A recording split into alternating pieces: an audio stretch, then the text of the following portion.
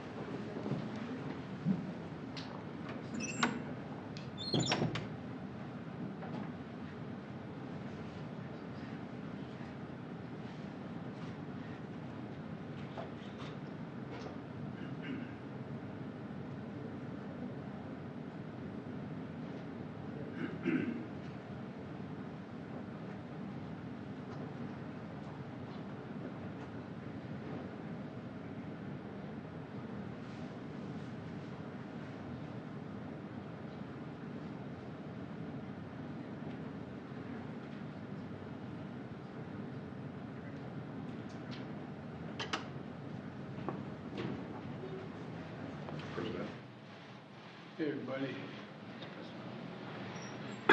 Folks, thanks for being here. Earlier today, I made a point to speak to all the governors most likely to be impacted by this storm. I spoke with Governor DeSantis several times, Governor Kemp, Governor McMaster's, Governor Cooper, about the impacts of the storm and that made landfall at 7:45 this morning as a Category 3 hurricane. And it's moved over land and is now shifted to Category 1, but it is still very dangerous with winds up to 75 miles an hour. And the impacts of this storm are being felt throughout the southeast, even as it moves up the eastern coast of the United States, affecting Georgia, South Carolina, North Carolina. And we have to remain vigilant, and there's much more to do. I just came from the Oval Office where I met with the FEMA administrator, who's standing to my left here, and our federal response folks. And early Monday morning, long before the storm made landfall, I spoke with Governor DeSantis and approved an early request for emergency declaration to enable him to have the full support ahead of time to protect the people's lives in the state of Florida. We surged personnel to Florida to help the state move people quickly to safety and out of a danger zone, and to help the governor and his team to the greatest degree possible in advance of the hurricane's arrival. And I directed the FEMA to redeploy resources, including up to 1,500 personnel and 900 Coast Guard personnel throughout the southeast. I directed Administrator Criswell to stay in close touch with the governor. She was with me when I was speaking to him as well. And I guess he's maybe tired of hearing of both of us, but he seemed like he welcomed it. As a matter of fact, I've asked that she get on the plane and leave for Florida this afternoon. She'll meet with Governor DeSantis tomorrow and begin conducting the federal assessment at my direction. Federal teams on the ground are going to continue to work with the first responders in Florida, Georgia, South Carolina, North Carolina to get people to safety. You've all been reporting this. You've seen it on television. There are a number of rescues already taking place as I walked out of my office a moment ago to begin to recover from the impacts of this storm. I let each governor I spoke with know if there's anything the states need right now, I'm ready to mobilize that support of what they need. I don't think anybody can deny the impact of the climate crisis anymore. Just look around. Historic floods, more intense droughts, extreme heat, significant wildfires have caused significant damage like we've never seen before, not only throughout the Hawaiian Islands in the United States, but in Canada and other parts of the world. We've never seen this much fire. And while we're dealing with this latest extreme weather event, I remain laser focused on recovering and rebuilding efforts in Maui. We were out there, and many of you were there as well. It's devastating what happened there. When I took office, I directed my team to raise our game in how we lead and coordinate our responses to natural disasters. And because I've been around a while and I've known how these function, to ensure we met people where they are, when they need our help the most. Because of the devastation of wildfires from California, New Mexico, Oregon, Washington State, Idaho, Louisiana, we've learned a heck of a lot. A lot of damage in the meantime, but we've learned a heck of a lot. And we're putting the lessons we've learned to work. In a few moments, I'm going to be with my entire cabinet in the next room over, who are leading the federal recovery and rebuilding efforts to report on their progress, providing urgently needed support to the people of Maui. If I can note for just parenthetically for just a moment, you know, when you have your home washed away, when you are a fire that's taken your home away, when your school has been destroyed and there's no way you can't send your kid to school, these are urgent needs. And no matter how bright, how informed, how wealthy, how poor they are, you just need reassurance. So how in God's name are I going to get through this? Well, Jill and I saw the devastation in Maui firsthand. And I want to thank Governor Josh Green, who's doing one hell of a job. Along with their congressional delegation, there's total unity out there. And for everything they're doing to support the recovery effort. I directed my team to do everything we can for as long as it takes to help Maui recover, rebuild in a way that respects and honors Hawaiian traditions and cultures and the needs of the local community. We're not going to turn this into a new land grab. We're not trying to see multi-million-dollar homes on the beach. We want to restore that part of the island like it was before, only better. To that end, when I was on the island last week, I appointed Bob Fenton, one of the nation's leading emergency managers, and I mean that's not hyperbole, who's been on the ground in Hawaii since before the fires erupted as our chief federal response coordinator to lead our long-term recovery on Maui. I've charged him with making sure the community has everything the federal government can offer to heal and build back better as fast as possible. You know, he'll be giving me a report virtually on Maui when I walk out of this room and go to the cabinet room where I'm meeting in just a few minutes. And as an example of our commitment, we're not only building back, but we're going to build back stronger and more resilient future, which means we need to be ready to withstand any challenge coming our way in rebuilding the way that Maui wants to rebuild, the nature of the rebuilding. Today, I'm announcing that $95 million from the bipartisan infrastructure law is on the way to Hawaii to harden the ground power, harden the grid we talk about. I know when we start talking about the grid, the average American out there thinks, what are we talking about? Well, the ability to transmit electricity. Well, let me tell you what it means. It means investments to make sure electricity can continue to reach homes, hospitals, water stations, even during intense storms and extreme weather. Funding will be used for stronger and better poles holding up the wires that transmit the electricity. It'll mean stronger material. It'll mean burying these lines that transmit the electricity underground. It's more expensive to do that, but where possible, we should put them underground. They're safest. It means clearing trees and brush around these wires. It's like the kindling that exists out there. That's what it ends up being when one of those wires come down. And this funding is going to pay for installing technology like smart meters that can tell you where the problem actually is when the line goes down. That's part of the problem. A lot of these, in other, not Hawaii's, Maui's not that big, but in parts of California, Oregon, and all these places where these fires were, where did the wire go down? We're going to be installing meters to let the person sitting back in the headquarters know, whoa, it went down at such and such a coordinates, such and such a pole. To enable emergency responders to more quickly identify which lines are damaged or down, so repairs can happen as quickly as possible and get the power back on and prevent damage from occurring. Anything else at our disposal. The Department of Energy, and the Secretary, we're going to be talking about this in a minute, accelerated the announcement of this funding to meet the moment. All this is going to help Maui and the entire state of Hawaii better withstand future disasters, because this is not going away. It's not like, well, these are the last disasters. We know this works, and I've watched some of you folks stand in front of me on television in dangerous circumstances reporting on this stuff. You know it. It's one thing to look at it on television and hear someone else reporting, but you're standing there and you're wondering, whoa, what's that behind me? You know, it makes a difference, you know, because we've done it before. Look, under the Obama-Biden administration, we invested hundreds of millions of dollars in the state of Florida, replacing wooden power poles and steel poles, and we buried these electric lines. Well, I wonder what would happen now if we hadn't done that. I'm not sure it would, but the point is we did it. It helped them withstand and recover from disasters more quickly than they otherwise would have. So it works. It costs a lot of money, but it works, but it saves a lot of money long term. When Jill and I visited Maui last week, we saw firsthand the magnitude of the loss. Your lives have been dramatically changed if anybody in Maui is listening. You've lost everything. I mean, they lost everything. And we're doing everything we can to move heaven and earth to help you recover, rebuild, and return to your lives. We've already have dedicated $24 million to removal of hazardous material left behind in the fire's wake.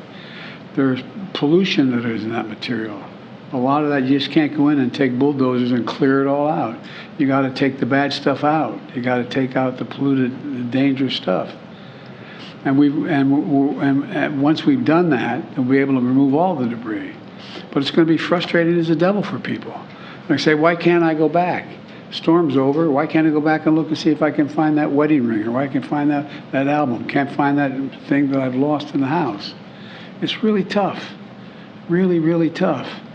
I didn't know anything like that, but lightning struck my house. We had to be out of that house for about 7 months while it was repaired, because so much damage was done to the house and half the house almost collapsed. You know, and you wonder what's going to happen. We've already dedicated $400 million to pay for the debris removal. Once we get the toxic stuff out, to take all the removal, and the federal government's going to pay for that. The state is not paying for that. And we're going to dedicate more if necessary. But I want to be clear with the people of Maui about what to expect. The work we're doing is going to take time, in some cases a long time. We're going to do it in a way to make sure we're respectful to the wishes and the traditions of the people of Hawaii as well. The process of removing hazardous material and cleaning the environmental damage means folks can't get back in the area right away. The start of school has been disrupted. It's painful. I get it. What can I tell you? The one thing I can tell you is that we're going to be with you every step of the way. We're not walking away. When Jill and I visited, we were struck by the absolute courage of the people there. People who lost loved ones, lost everything. People are just trying to find out whether the ones they lost. Are they gone? Are they dead? Are they missing? Or are they just not accountable? Where are they? They've lost everything. Everywhere we turned, we saw and felt the aloha spirit. Neighbors helping neighbors. I mean, I know this sounds kind of corny, but it's true. It's true. Everybody's reaching out, trying to help the other guy. Turning pain into purpose and keeping the faith. I've directed my administration to continue working with urgency and focus to help the people of Maui on their journey of recovery and healing. And we're going to make sure you are healed and you're in better shape than before. I said when I was on the island last week, we're not leaving until the job's done. And we'll be there as long as it takes. I know there's a lot of questions you probably have. I'll take a few, but I have a cabinet meeting coming up right away. Yes. Mr. President, can you assure Americans that the federal government is going to have the emergency funding that they need to get through this hurricane season? The answer is, if I can't do that, I'm going to point out why. How can we not respond? My God, how can we not respond to these needs?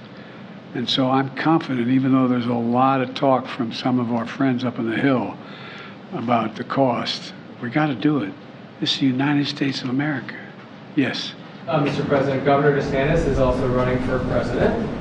you were running for re-election. Do you sense any politics in your conversations with him about this issue? No, believe it or not, I know that sounds strange, especially how the nature of politics today. But you know, I was down there when the last major storm. I spent a lot of time with him, walking from village to from community to community, making sure he had what he needed to get it done.